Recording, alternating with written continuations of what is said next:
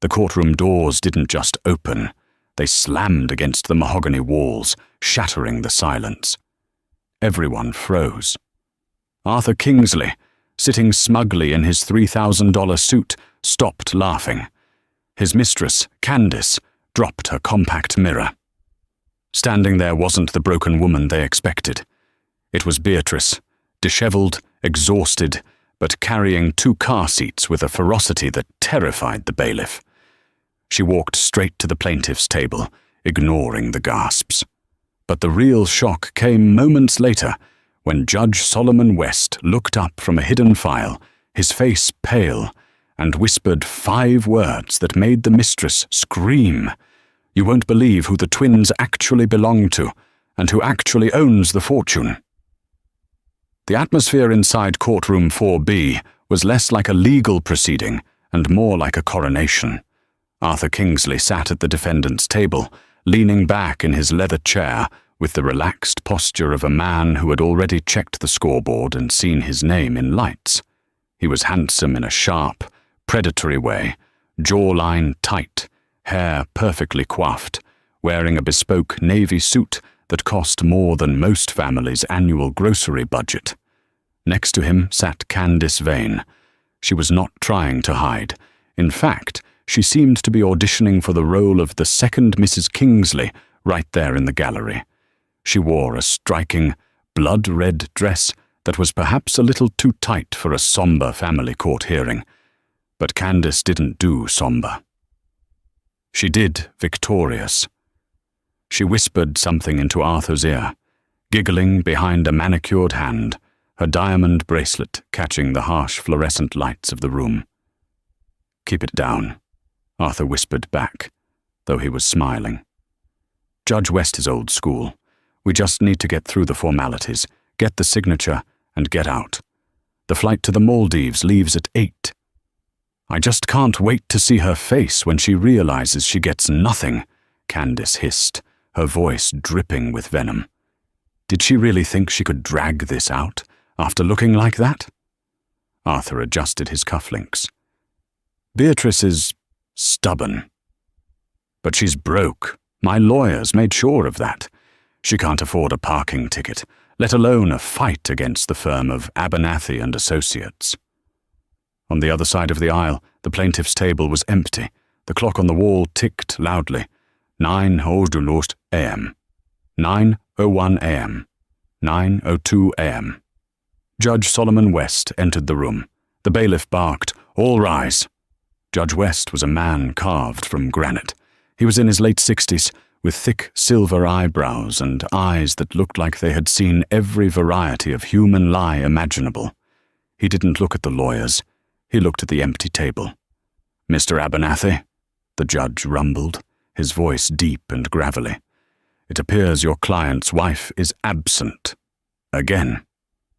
Mr. Abernathy, Arthur's lawyer, a weasel of a man with a comb-over that defied gravity, stood up, buttoning his jacket.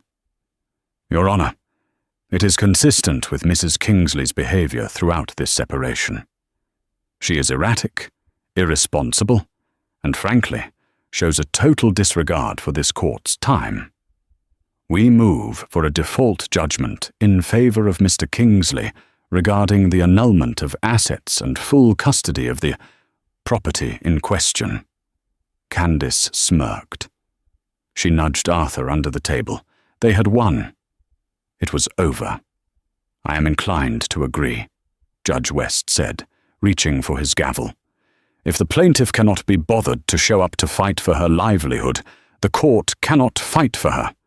Judgment is found in fa—" Bam! The double doors at the back of the courtroom swung open with a violence that made the stenographer jump. The air in the room shifted instantly. Standing in the doorway was Beatrice Kingsley. She looked nothing like the polished trophy wife Arthur had married 5 years ago. She was wearing a faded grey trench coat that was 2 sizes too big. Her hair was pulled back in a messy, frantic bun. There were dark circles under her eyes that spoke of sleepless nights and endless crying. But she wasn't alone. In her right hand, she carried a heavy infant car seat. In her left, she carried another. Strapped to her chest in a baby carrier was a diaper bag that looked like it was bursting at the seams. She was sweating. She was panting.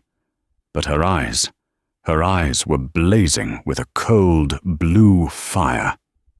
"I object!" Beatrice screamed, her voice cracking but loud. "I object to everything!" Arthur turned around, his smug smile faltering for a fraction of a second. "Oh God," he muttered. "She brought them." Candace rolled her eyes audibly. "Great. The pity props." Beatrice marched down the center aisle. The sound of her worn-out boots on the parquet floor echoed like gunshots. She didn't look at Arthur. She didn't look at the mistress in the red dress. She walked straight to the empty table, heaved the 2 car seats onto the polished wood, and turned to the judge. "I apologize, Your Honor," Beatrice said, breathless. The bus broke down 3 blocks away. I had to run. With the twins." Judge West lowered his gavel slowly. He peered over his spectacles at the 2 sleeping infants in the carriers. "Mrs. Kingsley, you were advised not to bring minors into the courtroom." "I have no one else, Your Honor," Beatrice said, her voice trembling but firm. "He fired the nanny. He froze the accounts. I couldn't pay a sitter. If you want to hold me in contempt for being a mother, go ahead. But you will hear me first." Arthur scoffed loud enough for the microphone to pick it up. "Drama queen," he muttered. Judge West's eyes snapped to Arthur. "Mr. Kingsley, you will remain silent until addressed." He turned back to Beatrice. "Take a seat, Mrs. Kingsley. You are just in time." Mr. Abernathy didn't waste a second. As soon as the proceedings resumed, he went on the attack. His strategy was simple: destroy Beatrice's character so thoroughly that the judge wouldn't trust her with a goldfish, let alone a settlement. "Your Honor," Abernathy began, pacing in front of the bench, "we are looking at a clear case of hypergamy gone wrong. Beatrice Kingsley married my client for his potential, enjoyed his wealth, and now that the marriage has dissolved due to her emotional instability, she seeks to bleed him dry." Beatrice sat silently, gripping the edge of the table until her knuckles turned white. One of the twins, the boy, let out a soft whimper. She instinctively reached out and rocked the carrier without looking away from the lawyer. "She claims poverty," Abernathy continued, pointing an accusatory finger at her. "Yet look at the theatrics today. The broken-down bus, the starving mother act. It is all calculated. The truth is, Mr. Kingsley has been more than generous. He offered her a settlement of $10,000. She refused." $10,000? Judge West repeated, his face unreadable. "For a marriage of 5 years? Mr. Kingsley's assets are tied up in complex investments, Your Honor. He is cash poor," Abernathy lied smoothly. "The business is struggling. In fact, Mr. Kingsley is barely staying afloat. The condo, the cars, they are all leased by the company. He owns nothing personally. Therefore, there is nothing to split." Beatrice stood up. "Liar." "Mrs. Kingsley," the judge warned. "He's lying." Beatrice's voice rose. "He just bought a yacht. I saw the receipt in his email before he locked me out. He bought her." She pointed a shaking finger at Candace. "A diamond choker worth $50,000 last week. My children are sleeping in a shelter, and she's wearing my alimony around her neck." Candace gasped, clutching her throat dramatically. "Your Honor, she's harassing me. I am a private citizen." "You are the reason my marriage ended," Beatrice shouted, tears finally spilling over. "You came to my house. You told me to my face that I was expired goods because I hadn't lost the baby weight fast enough. You moved your things into my bedroom before I had even moved out." Arthur slammed his hand on the table. "Enough! Stop acting crazy, Bee. This is exactly why I left. You're hysterical." "I am a mother fighting for survival," Beatrice shot back. "You're a leech," Arthur yelled. "Order!" Judge West banged the gavel so hard the sound cracked through the room like thunder. The twins woke up instantly and began to scream. The piercing cry of 2 6-month-old babies filled the tense air, drowning out the adults. Beatrice frantically tried to soothe them, picking up the girl, then the boy, shushing them, rocking them. She looked overwhelmed, small, and utterly defeated. Candace leaned over to Arthur, whispering loud enough for Beatrice to hear. "God, make it stop. They sound like dying cats. Are you sure they're even yours? They don't have your chin." Arthur sneered. "Who knows? She was desperate enough to keep me. Maybe she picked them up at a clinic." Beatrice froze. The room went silent, save for the whimpering of the babies. She slowly turned to look at her husband. The look on her face wasn't sadness anymore. It was pure, distilled rage. "What did you say?" Beatrice whispered. Arthur shrugged, emboldened by his lawyer's confidence. "I said, maybe I should have asked for a paternity test sooner. You got pregnant awfully fast after I told you I wanted a divorce, Bea. Convenient anchor babies." Mr. Abernathy cleared his throat. "Actually, Your Honor, that brings us to our next motion. Mr. Kingsley questions the paternity of the twins. Until paternity is established, he refuses to pay any child support. We demand a DNA test. It was the ultimate humiliation. Not only was he leaving her destitute, but he was also publicly disowning the children he had once cried over when they were born prematurely." Beatrice looked at the judge. She didn't scream. She didn't shout. She reached into her diaper bag. Arthur flinched, perhaps thinking she had a weapon. Instead, Beatrice pulled out a thick, leather-bound binder. It was old, battered, and stuffed with papers. She walked up to the bench and placed it gently in front of Judge West. "You want to talk about DNA?" Beatrice said, her voice deadly calm. "And you want to talk about who owns what?" I think it's time the judge saw the red ledger. Arthur's face went white. The color drained from his cheeks so fast he looked like a corpse. "Objection!" Abernathy shouted, panic suddenly in his voice. That is privileged marital communication. That cannot be admitted." "Overruled," Judge West said, his eyes locking onto the binder. "Mrs. Kingsley, what is this?" "Arthur thinks I was just a housewife, Your Honor," Beatrice said, turning to face the mistress, who was now looking confused and nervous. "He thinks I spent my days shopping and napping. He forgot that before I married him, I was a forensic accountant. And for the last 2 years, every time he came home smelling like her perfume, I didn't cry. I made copies." Beatrice pointed at the binder. "That ledger contains the routing numbers for every offshore account he claims doesn't exist. It contains the receipts for the diamonds, the cars, and the apartment he bought for Miss Vane in the Cayman Islands using company funds." She paused, looking straight at Arthur. "But that's not the secret, Arthur. The judge needs to open page 42. Judge West opened the binder. He flipped through the pages, his expression stern. Then he reached page 42. He stopped. He adjusted his glasses. He leaned in closer. Slowly, the judge looked up. He looked at Arthur with an expression of utter disgust. "Mr. Kingsley," the judge said quietly, "is this signature authentic?" Arthur was sweating profusely now. I don't know what she forged. She's a liar."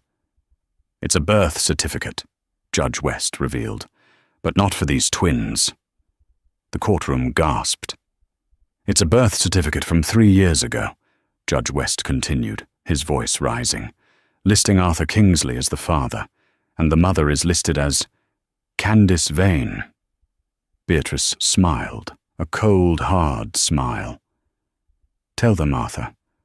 Tell them about the secret family you've been paying for with the money you stole from my grandmother's trust fund." Candace stood up, knocking her chair over. "You shut up! You weren't supposed to know about that." The chaos was just beginning. The silence in courtroom 4B shattered like a dropped vase.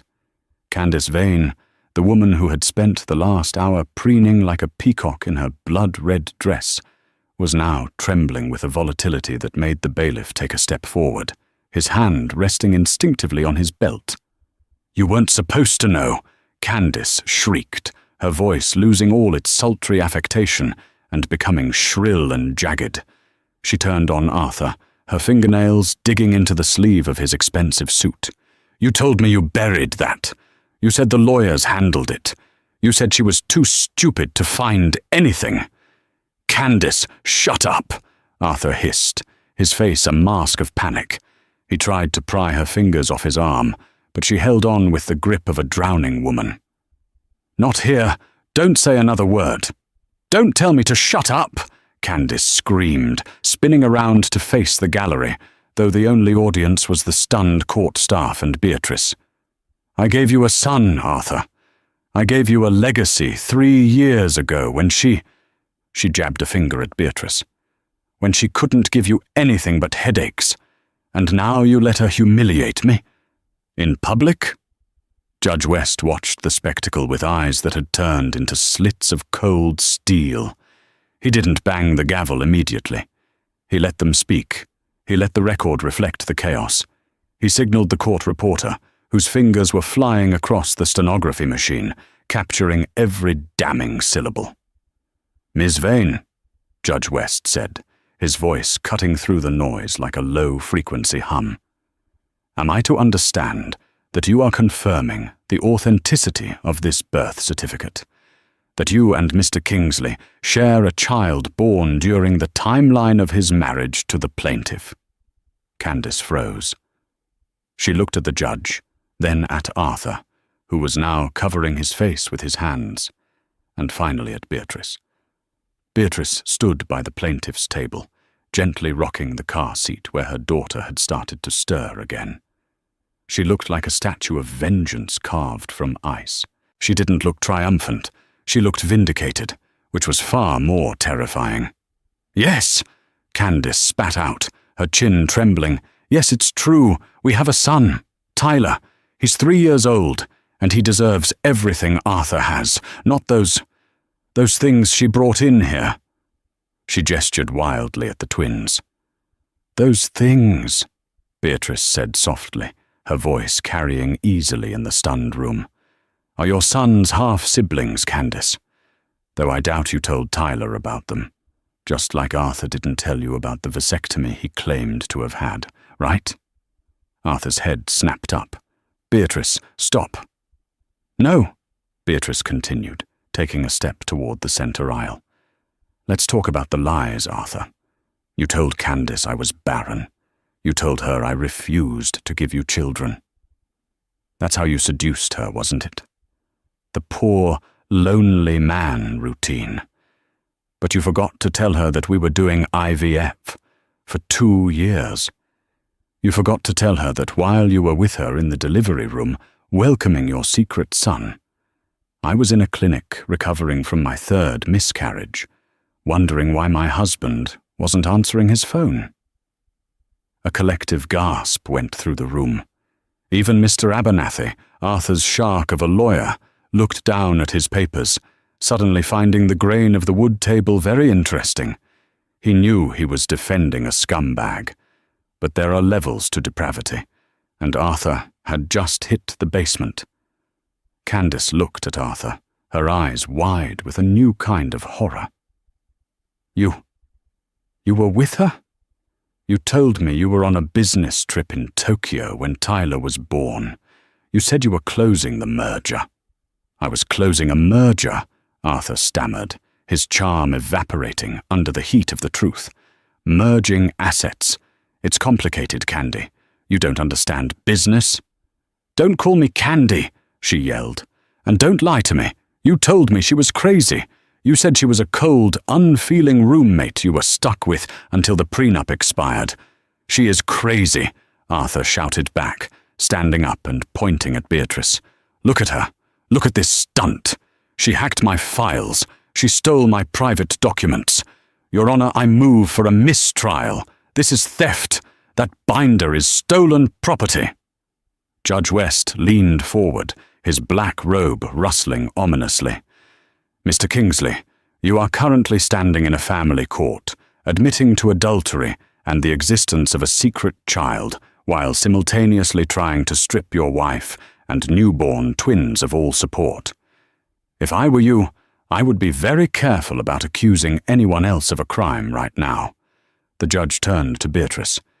Mrs. Kingsley, you mentioned this ledger proves financial misconduct? It proves more than misconduct, Your Honor, Beatrice said, placing her hand on the thick binder. It proves grand larceny, it proves fraud, and it proves that Mr. Abernathy's statement about Arthur being cash poor is the biggest lie told in this room today. Mr. Abernathy shot up. Objection! I resent the implication that I— Sit down, Counselor, Judge West barked. Let her speak. Beatrice opened the binder to a tab marked with red tape. Arthur isn't broke. He's hiding $4 million, and the worst part isn't that he hid it. The worst part is where he took it from. Arthur's face went from pale to a sickly shade of grey. He knew what was coming. He lunged toward the table, reaching for the binder. No, you can't show that! The bailiff moved faster than a man of his size should have been able to. He intercepted Arthur, grabbing him by the shoulder and forcing him back into his chair. Sit. Down, sir. Beatrice didn't flinch. She looked straight into Arthur's eyes, her gaze piercing through his soul. You thought because I was changing diapers and crying over lost pregnancies that I stopped being a forensic accountant, she said, her voice dropping to a dangerous whisper. You forgot that numbers talk to me, Arthur, and these numbers are screaming. Beatrice turned the binder around so the judge could see the spreadsheet she had painstakingly created. It was a masterpiece of forensic auditing, color-coded, referenced, and undeniable. Your Honor, Beatrice began, assuming the professional demeanor she had worn for years before her marriage. If you look at column A, you will see a series of withdrawals starting 3 years ago, coinciding perfectly with the birth of Miss Vane's son, Tyler. These withdrawals were made from the Kingsley family joint account. Those were business expenses, Arthur shouted from his seat, though he was gripping the armrest so hard his knuckles were white. Consulting fees. Consulting fees paid to a company called Vane Glory LLC, Beatrice corrected smoothly. A shell company registered in Delaware to a P.O. box that, coincidentally, forwards mail to Miss Vane's mother's address in Florida. Candace gasped. You stalked my mother? I followed the money, Candace, Beatrice said coldly, and the money always leads home. But Arthur ran out of liquid cash in our joint account about 8 months ago. His gambling debts and the upkeep of 2 households were draining him, so he needed a new source. Beatrice flipped the page. The room fell silent. This, she pointed to a document scanned from a bank statement, is the Matilda Weaver Trust. Arthur closed his eyes. He looked like a man waiting for the executioner's axe. Who is Matilda Weaver? Judge West asked, his brow furrowed as he studied the numbers. Matilda Weaver was my grandmother, Beatrice said, her voice catching slightly for the first time. She was a washerwoman who saved every penny she earned for 50 years. She invested in land when no one else would.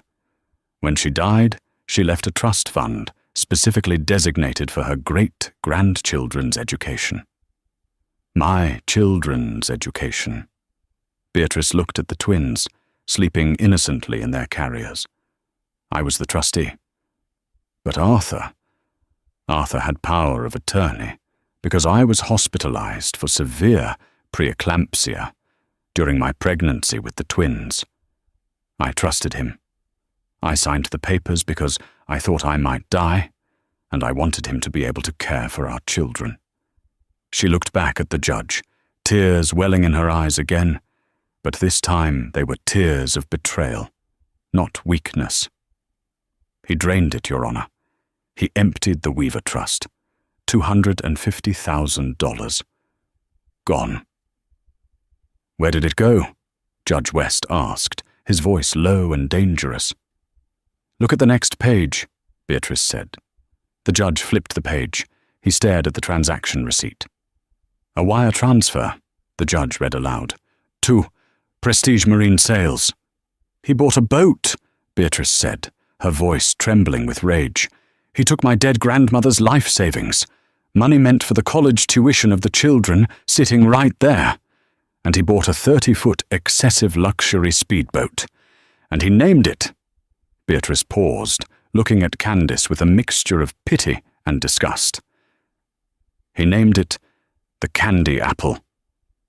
Candace covered her mouth with her hands. Even she, in her immense selfishness, seemed to realize the gravity of this. It was one thing to spend a rich man's money. It was another to spend stolen money from a dead woman intended for babies. "Mr. Kingsley," Judge West said slowly, taking off his glasses. He looked at Arthur with an expression that suggested he was smelling something rotten. "Is this true? Did you misappropriate funds from a trust designated for minors to purchase a recreational vessel?" "It was an investment," Arthur cried, desperate now. "Boats appreciate in value. I was going to sell it later. I was managing the portfolio." "By naming it after your mistress?" Judge West asked dryly. I, Arthur stammered. "And there's more," Beatrice interrupted. "The trust fraud is a felony, Your Honor. But what he did to cover it up is worse. When I found the discrepancy last month, I confronted him. That was the night he threw me out. That was the night he told me the twins weren't his. He tried to gaslight me into believing I was crazy, so that if I went to the police, no one would believe me." Mr. Abernathy stood up slowly. He began to pack his briefcase. "Mr. Abernathy," Judge West asked, "where are you going?" "Your Honor," the lawyer said, his face flushed. "I must request a recess to consult with my client. It appears there are significant material facts that were withheld from me. I cannot knowingly suborn perjury or participate in the defense of ongoing financial crimes without reviewing my ethical obligations." "You're firing me!" Arthur screamed at his lawyer. "You can't fire me! I pay you!" "With whose money, Arthur?" Beatrice cut in sharp as a knife. "My grandmother's? Or the money you laundered through the Cayman accounts, shown on page 55? Arthur looked around the room. The walls were closing in. He had walked in a king, and now he was a criminal. But Arthur Kingsley was a narcissist, and narcissists do not go down without trying to burn everything around them. He stood up, straightening his jacket, a manic look in his eyes. "Fine," Arthur sneered. "Fine. You want the truth? Yes. I spent the old hag's money. She's dead. She doesn't need it. And yes, I bought the boat. I deserve it. I work hard. I put up with you and your depression and your obsession with getting pregnant for years. I deserved a reward."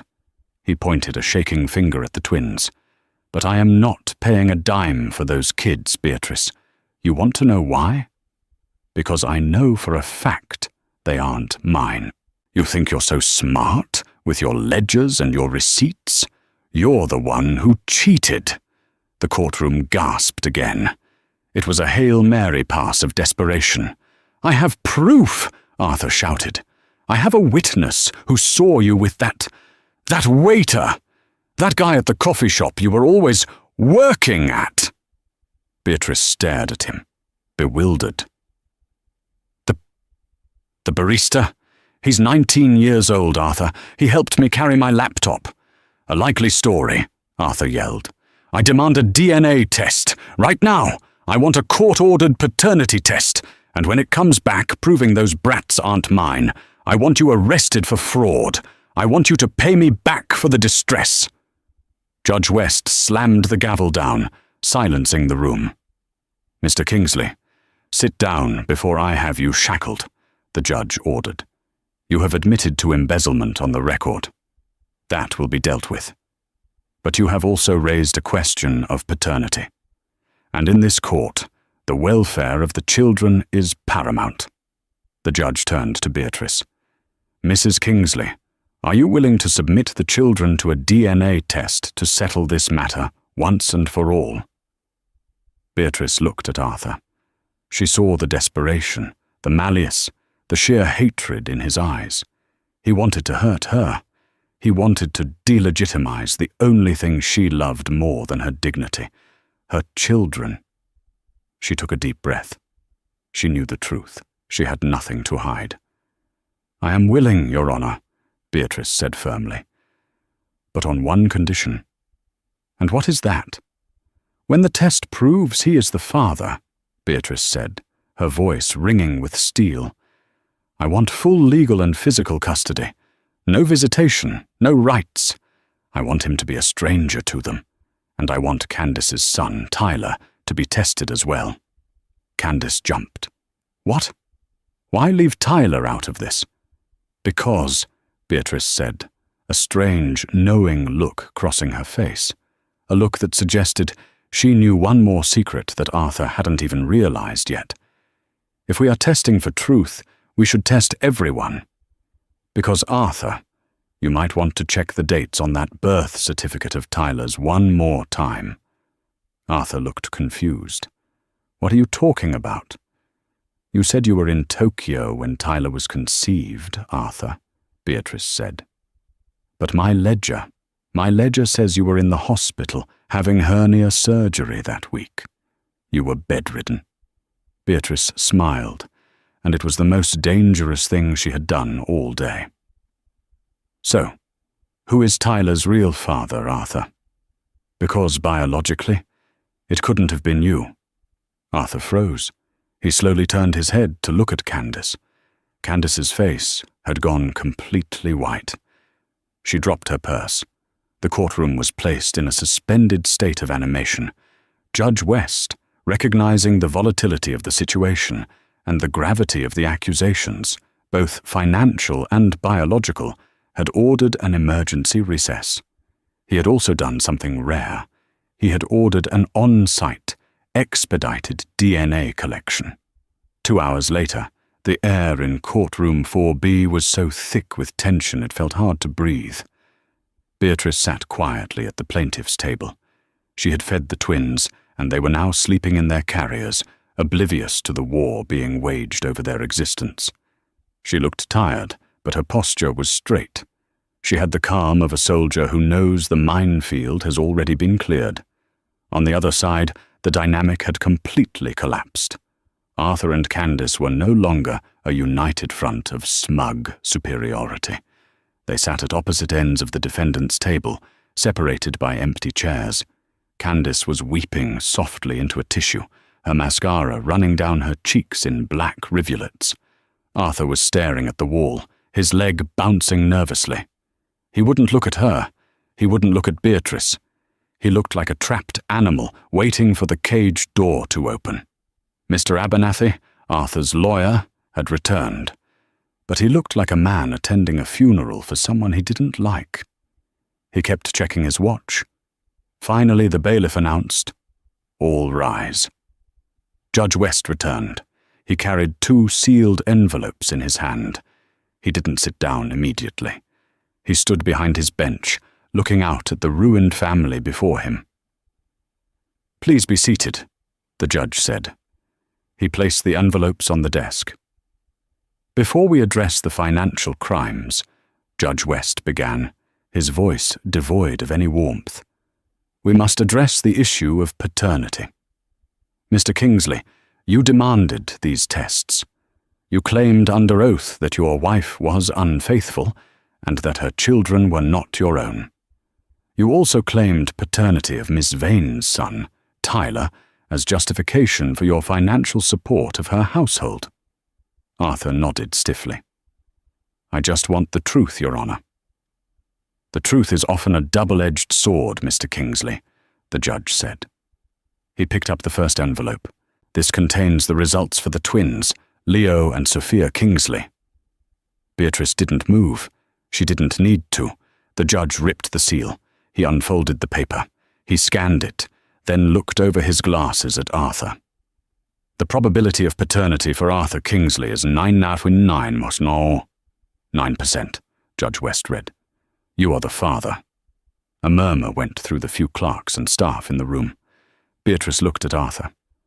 I told you, she said softly. I never lied to you. Not once. Arthur looked down at his hands. He didn't look relieved. He looked defeated. By proving they were his, he had just proven that he was a monster for trying to abandon them. He had proven that he had starved his own flesh and blood while buying yachts. Now, Judge West said, picking up the second envelope. The room went deathly silent. This was the one that mattered. This was the one that could destroy everything Arthur thought he knew. Candace stopped crying. She held her breath. The judge opened the envelope. He read the paper. His eyebrows shot up. He paused for a long moment, letting the silence stretch until it was painful. Mr. Kingsley, the judge said, his voice dropping an octave. You have spent the last 3 years supporting Miss Vane. You have bought her a home. You have paid for her car. You have allegedly embezzled funds from your wife's family trust to support Miss Vane's son, Tyler, under the belief that he is your heir. He is my son, Arthur said, though his voice wavered. He looks just like me. The human mind sees what it wants to see, Judge West said. The DNA test results indicate that the probability of paternity for Arthur Kingsley regarding the child Tyler Vane is 0.0%. Arthur stopped breathing. You are excluded, the judge said firmly. You are not the father. Arthur slowly turned his head toward Candace. The vein in his neck was throbbing. Candace! Candace shrank back in her chair. Arthur, please, I can explain. The dates were confusing. I wasn't sure. You wasn't sure? Arthur whispered, his voice rising with every word. You told me I was the only one. You told me I was the love of your life. I left my wife for you. I stole $4 million for you. I didn't ask you to steal it, Candace screamed back, panic taking over. You wanted to be the big man. You wanted to play sugar daddy. It's not my fault you're stupid. Who is it? Arthur roared, standing up and knocking his chair over. Who is the father? Mr. Kingsley, sit down, the bailiff shouted, stepping forward. But Beatrice, from her calm spot at the other table, spoke up. She didn't shout. She didn't have to. It's Roger, isn't it? Beatrice asked. Candace froze. Arthur froze. Roger. Arthur looked at Beatrice, confused. My business partner. Roger Sterling. Beatrice nodded, opening her ledger again. Page 62. I noticed a pattern of payments from Roger's personal account to a daycare center in Florida. The same daycare center Tyler attends. I thought it was odd that your business partner was paying your mistress's childcare bills, Arthur. Unless, of course, they weren't your bills. Arthur looked at Candace. The betrayal was absolute. Roger was his best friend. Roger was the one who had encouraged him to leave Beatrice. Roger was the one who had helped him set up the offshore accounts. You and Roger, Arthur choked out. Candace looked down, defeated. He was there when you were in surgery. He was nice to me. He listened. Arthur let out a sound that was half laugh, half sob. He slumped back into his chair, a broken man. He had destroyed his life, his marriage, and his reputation for a woman who was sleeping with his best friend, raising a child that wasn't his. On money he had stolen from his own wife. Hard karma, the bailiff whispered to the stenographer. Judge West had seen enough. The courtroom had descended into a soap opera, but the laws being broken were very real, and the consequences needed to be severe. Order, the judge said, his voice cold and final. We are done with the theatrics. Now, we deal with the law. He turned his gaze to Arthur, who was now staring blankly at the table, completely catatonic. Mr. Kingsley, in my 30 years on the bench, I have rarely seen a case of such colossal arrogance and stupidity. Judge West began.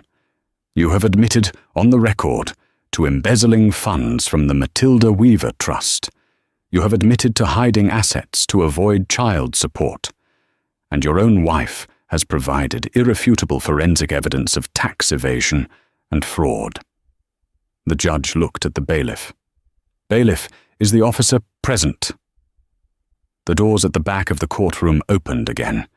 This time it wasn't a surprise witness. It was 2 uniformed police officers and a detective in a plain suit. Arthur looked up, dazed. What? What is this? I took the liberty of contacting the district attorney's office during the recess, Judge West said calmly. Mrs. Kingsley's evidence regarding the trust fund theft is compelling enough for an immediate arrest warrant. Grand larceny is a serious felony, Mr. Kingsley. The officers marched down the aisle. The sound of handcuffs unclicking from a belt was loud in the silent room. Arthur Kingsley, the detective said, you are under arrest for grand larceny, wire fraud, and embezzlement. You have the right to remain silent. As they pulled Arthur's hands behind his back, he didn't fight. He just looked at Beatrice. Bea, he pleaded, his voice cracking. Bea, please, tell them it was a mistake. I'll pay it back. I'll sell the boat. I'll sell everything. Don't let them take me. Beatrice stood up. She walked over to him, stopping just out of reach. She looked at the man she had once loved, the man she had wanted to grow old with. She felt a pang of sadness, but it was the sadness one feels for a dead pet, not a partner. You can't pay it back, Arthur, she said softly. You spent it on a lie.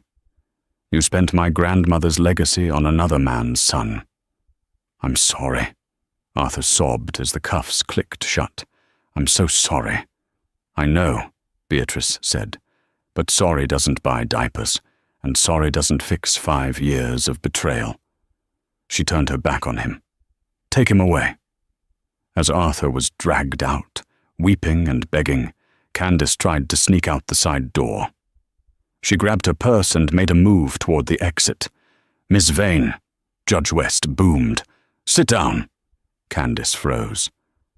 I haven't done anything illegal. I didn't steal the money. He gave it to me. You are named as a co-conspirator in the fraud investigation, the judge said. The police will be taking you in for questioning regarding your knowledge of the source of the funds. If you knew the money was stolen, and based on your testimony today, it seems you knew quite a bit, you are looking at serving time as an accessory. Candace shrieked as a female officer approached her. No, I have a child. You can't arrest me. Call Roger, Beatrice said, coldly from her table. I'm sure he'll be happy to bail you out. Unless, of course, Arthur has already told the police about Roger's involvement in the offshore accounts.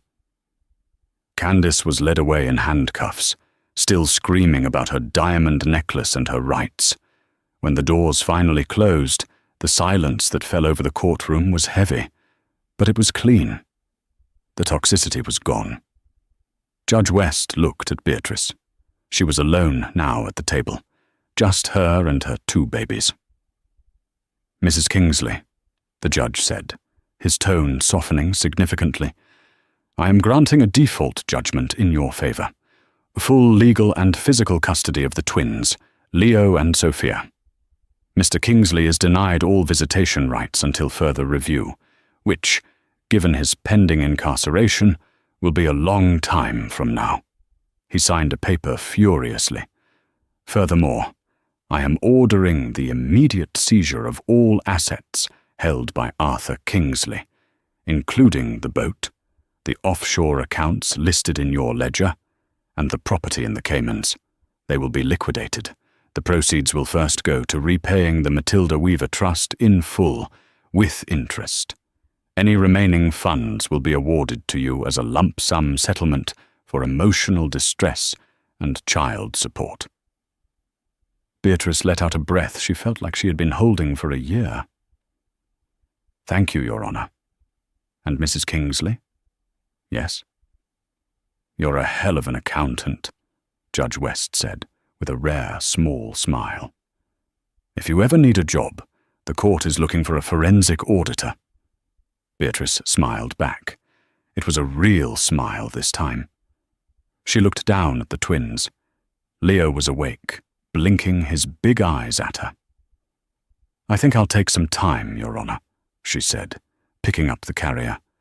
I have some lullabies to sing, and for the first time in a long time, I don't have to worry about the cost of the milk. She gathered her things. The red ledger, the weapon that had saved her life. She tucked safely back into the diaper bag. She walked out of the courtroom, not as a victim, but as a victor. The sun was shining through the lobby windows, and as she pushed the heavy doors open to the street, Beatrice Kingsley stepped into a future that finally belonged to her. 6 months had passed since the doors of Courtroom 4B swung shut on the destruction of Arthur Kingsley's life. The fall of the House of Kingsley had been swift, brutal, and public, because the case involved the embezzlement of a trust fund and a high-profile paternity fraud. The local tabloids had a field day. They called it the Ledger Scandal. But for Beatrice, it wasn't a scandal. It was a renovation. On a crisp Tuesday morning, Beatrice stood on the edge of the marina dock. The wind whipped at her trench coat, a new one, fitted and sharp, beige cashmere that screamed quiet competence. Beside her, sitting in a double stroller that cost more than Arthur's current net worth, were Leo and Sophia. They were sitting up now, babbling at the seagulls, their cheeks rosy with health. They were watching an auction, or more specifically, they were watching the end of an era. Lot 405, the auctioneer bellowed into his microphone. A 30-foot performance vessel, formerly known as the Candy Apple. Do I hear 80,000? Beatrice watched as the boat, the symbol of Arthur's midlife crisis and his betrayal, was hammered away for a fraction of what he had paid for it. The proceeds, along with the sale of the condo, the luxury SUV, and the liquidation of Arthur's comic book collection, which he had claimed was an investment, were all wired directly into the reconstituted Matilda Weaver Trust. Standing next to Beatrice was a man in a grey suit. It wasn't a lawyer. It was Detective Reynolds, the officer who had led the financial investigation. Satisfying?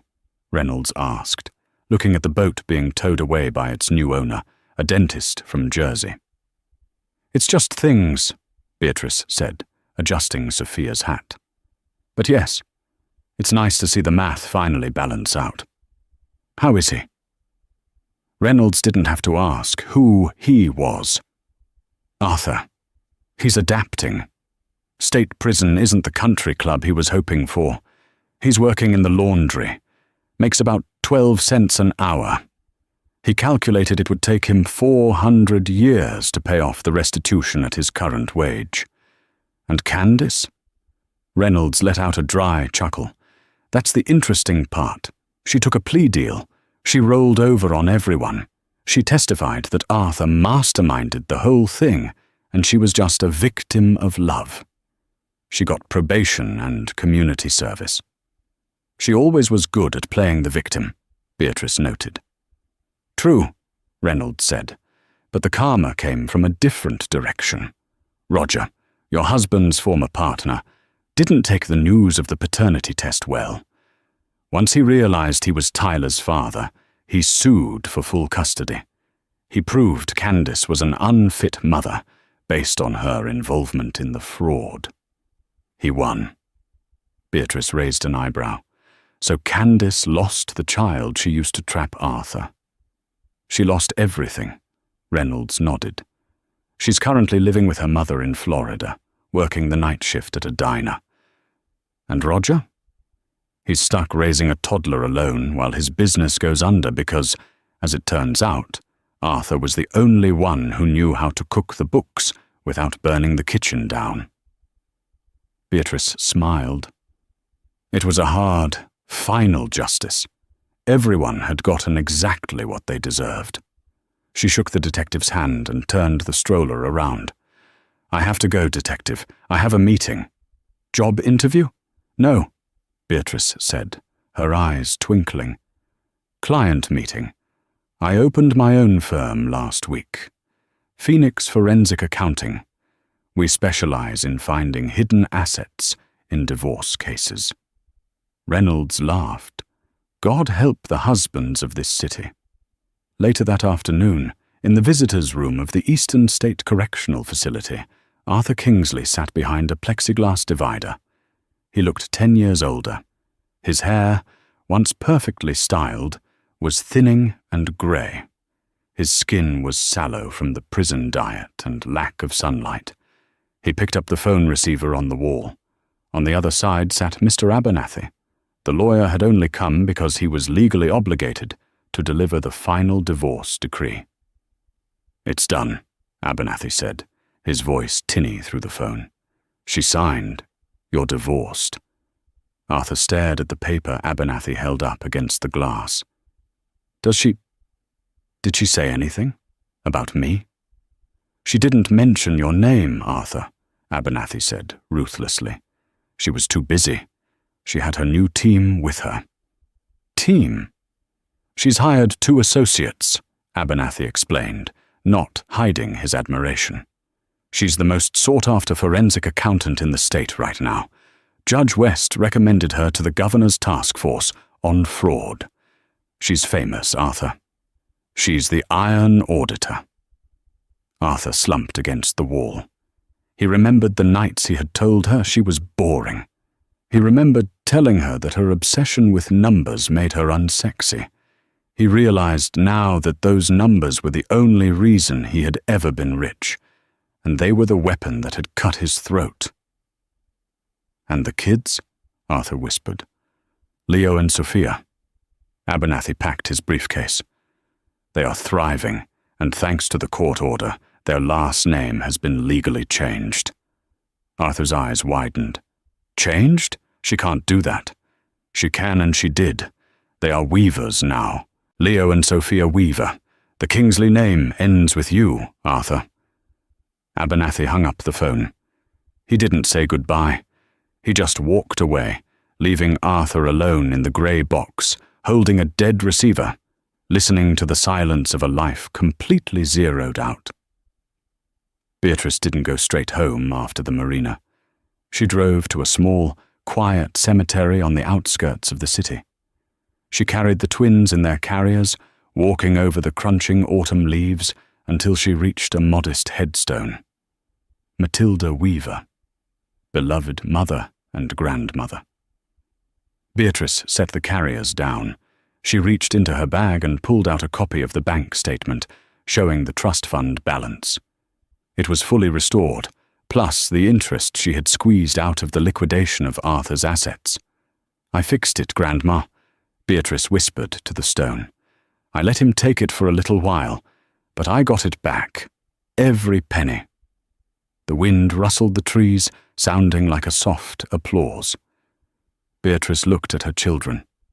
They were the future. They would go to college. They would have choices she didn't have. They would never, ever be dependent on a man who viewed them as property or leverage. Her phone buzzed in her pocket. It was an email from her new assistant. Subject: New client inquiry message. "Mrs. Weaver, we have a call from a woman named Loretta. She says her husband, a CEO of a tech firm, claims he's bankrupt during their divorce, but she just saw him driving a Ferrari in the Bahamas. She wants to know if you can find the money." Beatrice smiled. She typed back a quick reply. "Tell her to bring her receipts. I'll get the red ledger." She put the phone away. She picked up Leo and Sophia, balancing one on each hip, feeling the solid, undeniable weight of her world. She wasn't the poor wife anymore. She wasn't the victim. She was Beatrice Weaver, and she had balanced the books. The walk back to the car was light. The sun was setting, casting long golden shadows across the path. Beatrice didn't look back. There was nothing behind her but a closed case file. Ahead of her, the road was open, honest, and entirely her own. And that is the incredible story of how Beatrice Kingsley turned a courtroom humiliation into the ultimate victory. It wasn't just about the money. It was about dignity. Arthur thought he could treat people like disposable assets, but he forgot that in life, just like in accounting, everything eventually has to balance out.